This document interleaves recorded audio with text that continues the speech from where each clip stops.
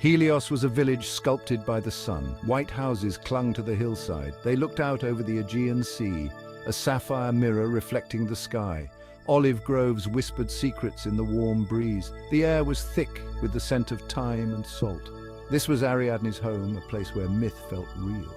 Ariadne, with her unruly dark curls and eyes like the sea after a storm, felt most alive under the golden sun of Helios.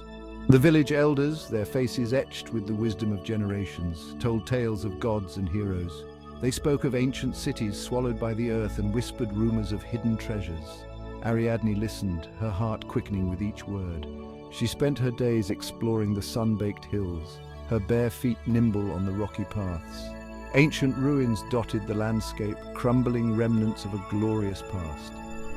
Ariadne saw more than just stones and rubble. She saw the echoes of stories, the whispers of history. These were the places where her ancestors walked, where myths were born.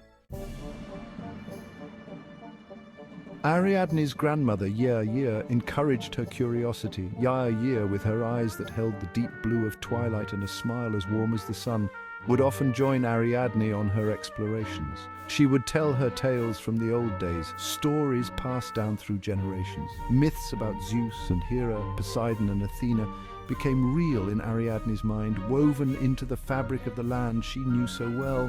One hot afternoon, while exploring a secluded valley, Ariadne stumbled upon something extraordinary. Hidden amongst a tangle of olive trees and overgrown vines lay the ruins of an ancient amphitheater. The stones, weathered smooth by time, seemed to hum with a forgotten energy. Sunlight filtering through the gaps in the crumbling walls painted patterns on the worn stone floor. A sense of awe washed over Ariadne as she stepped onto the stage.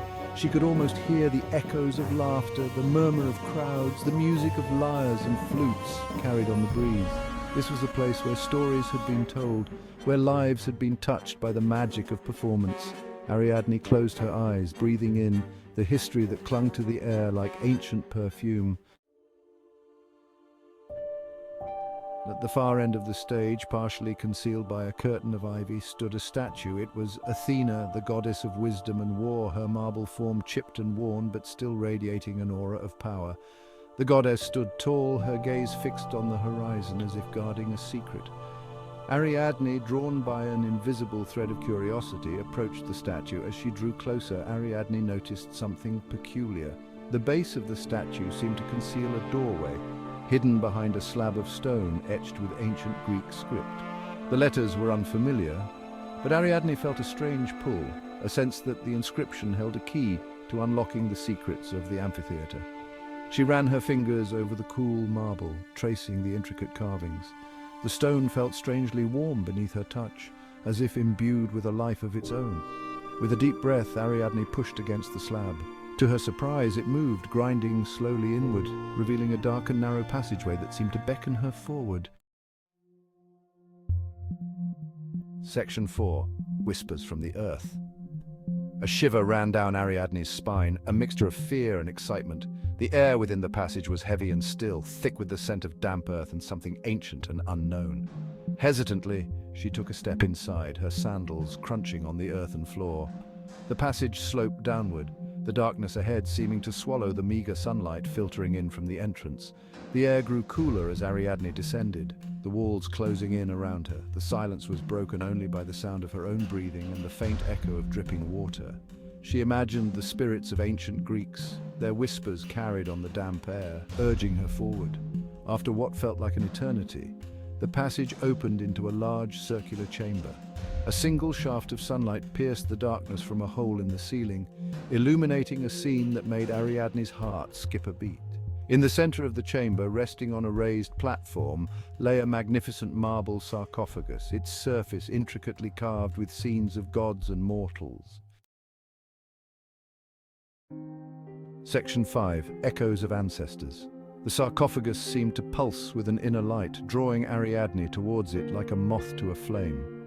As she approached, she noticed that the carvings on the sarcophagus depicted scenes from the Trojan War, the heroes and battles brought to life in breathtaking detail.